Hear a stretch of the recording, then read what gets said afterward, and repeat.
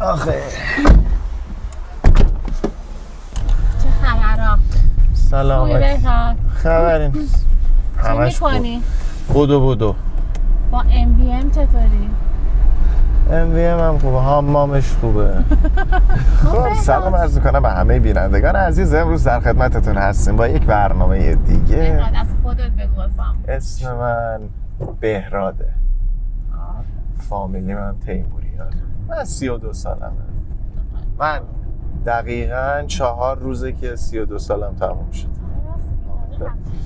چی خوندی بهراد؟ خب ببین، من از سال پیشنشگاه رفتم تجربی و چون عشق حیوانات رو داشتم و عشق پزشکی داشتم و اینا، ولی تو دبیرستان همش از این کارهای الکترونیکی و کیت می ساختم و برنامه نویسی می کردم و اینجور چیزا. آره ولی نه دبیرستان البرز بودم، مردمی بود، از این نمونه مردمی.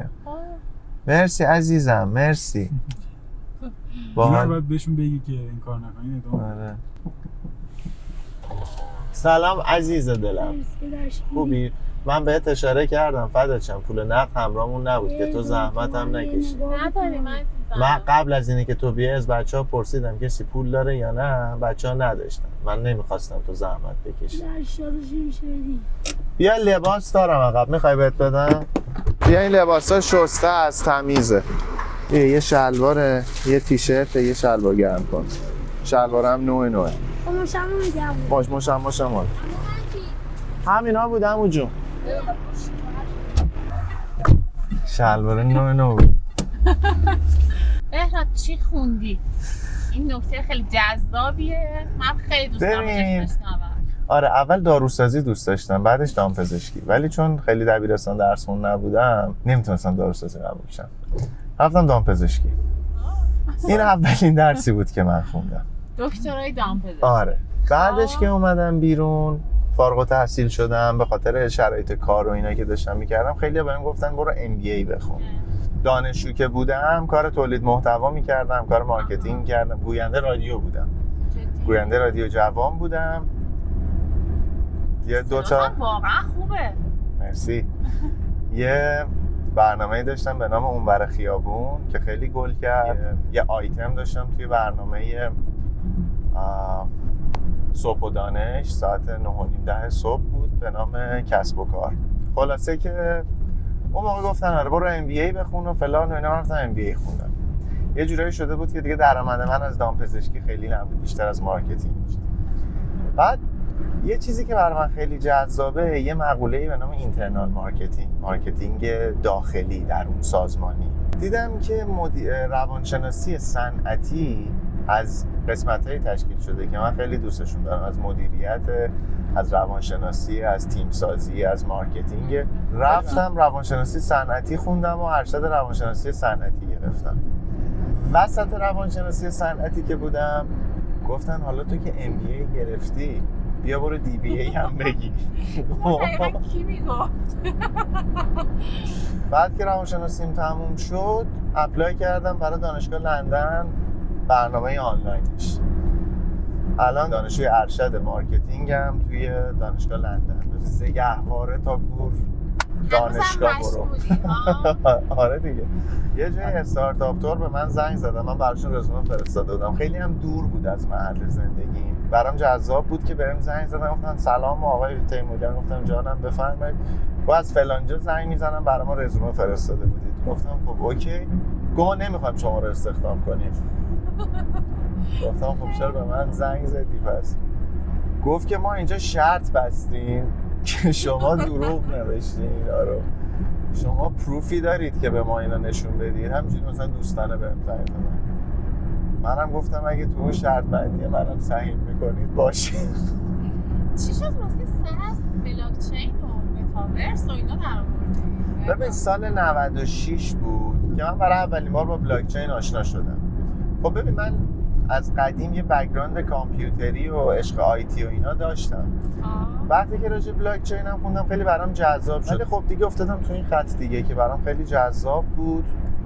خود تکنولوژیش، خود کریپتوکارنسی، تلفیق بلاکچین و گیم که میشد، متاورس برای من خیلی جذاب بود. خیلی بهش علاقه‌مند شدم و توی متاورس ورود کردم و با کلی از این پروژه‌های بین‌المللی ارتباط گرفتم و ارتباط دارم، راجبشون می‌نویسم، تحقیق می‌کنم.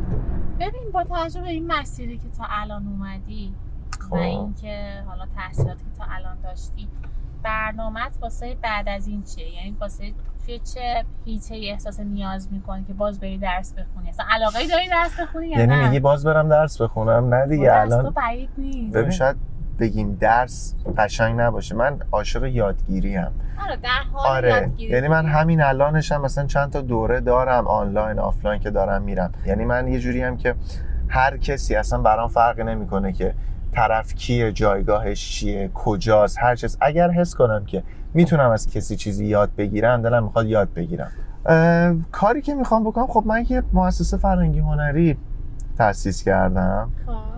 توی چند تا حوزه فعالیت رسمی داریم که حالا به جز ایونت های فرهنگی هنری بحث تبلیغات هست، بحث انتشارات هست، بحث مد و فشن هست و بازی کامپیوتری که توی این چند تا حوزه ما مجوز فعالیت و تیم فعالیت و اینا رو داریم و ایشالله که توی این حوزه ها میخوایم فعالیتمون رو بیشتر کنیم. مثلا الان 2 تا کتابمون آماده شده، 3 تا کتاب دیگه داره کارهای آماده سازیش و ترجمه هاش و ارزم به حضور ویراستاریش و اینا تموم میشه که ایشالله بتونیم.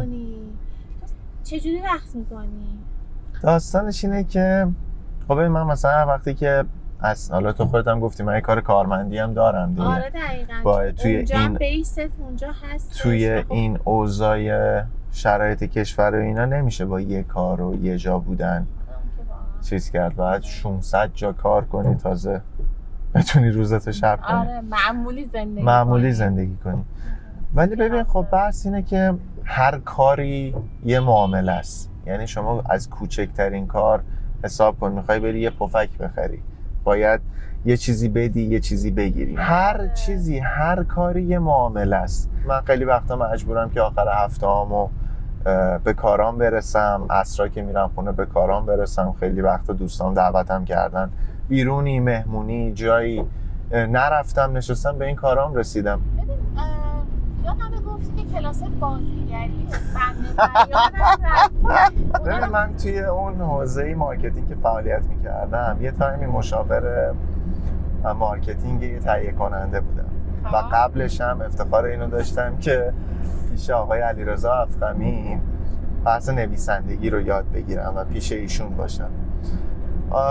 یه تایمی آره من کارم تو سینما بود و بیشتر توی این بخش بودم و اینا. خب یه 2-3 سالی کامل اصلا این ور بودم.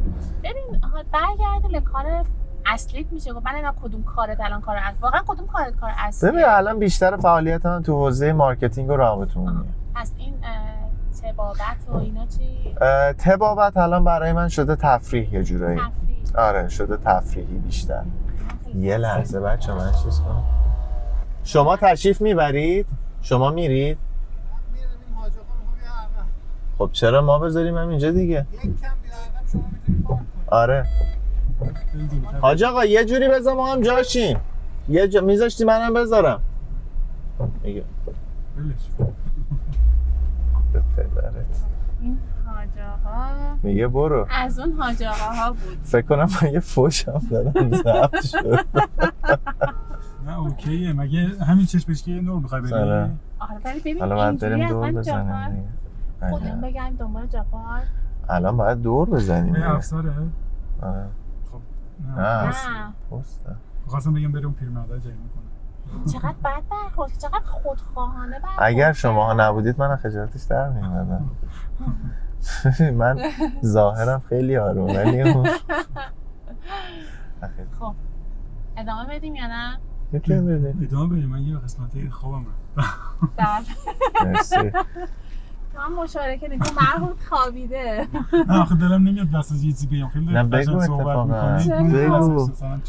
نه ولی خب یه چیزی که خیلی واسه من جالبه از همه میپرسم اینه که تا الان این واسه من خیلی مهمه. نطفه فقط چی؟ نوتیفیکیشن مقاصد بگم چی؟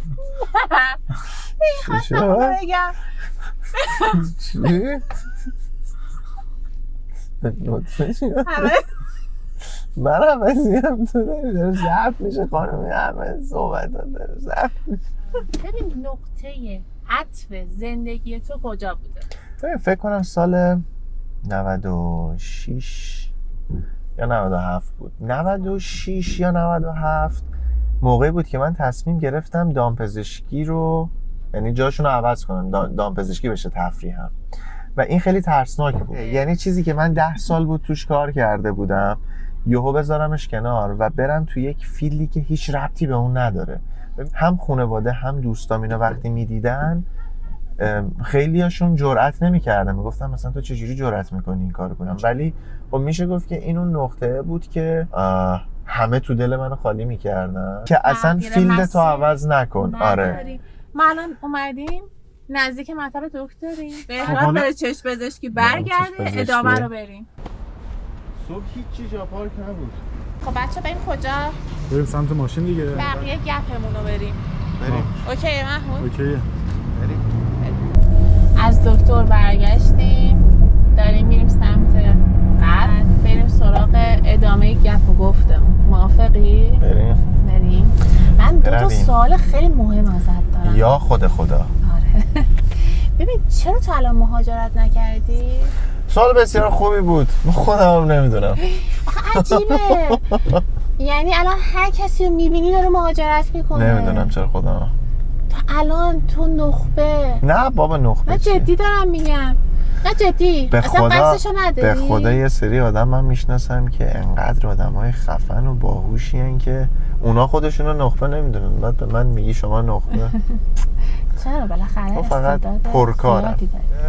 فعلا که واقعیت یه سری به قول معروف دونه هایی اینجا کاشتم که بعد منتظر برداشت. آره منتظر برداشتم، ببینیم حالا میشه برش داشت یا اینکه به قول معروف حاصلی نداره تا ببینیم چی میشه. سوالی بود که ازت نپرسیده باشم دوست داشته باشی راجع به صحبت بکنیم؟ نه راجع به خیلی چیزا حرف زدیم، خیلی گپ و گفت خوبی بود، گپ و گفت جذابی بود. یعنی مدل کلا وسطش پخته بود دورش مرسی، باز بیشتر ان شاء الله با هم صحبت کنیم. حتما. فعلا خدافظ. منم میتونم خدافظی کنم الان. یه چیزی بگو حداقل. خوب باشه. خیلی خوشحال شدم که اینجا بودم و هیچ حرفی نزدم و لذت بردم. محمود عضو درجه 1 تیم ماه و اینکه واقعا یه هنرمند به تمام معناست. هرچند اینو باید قبل خداحافظی میگفتم ولی حالا بعد خداحافظی میگم و از این به بعد هم بیشتر با محمود آشنا میشیم هم با مهمونای دیگه‌مون.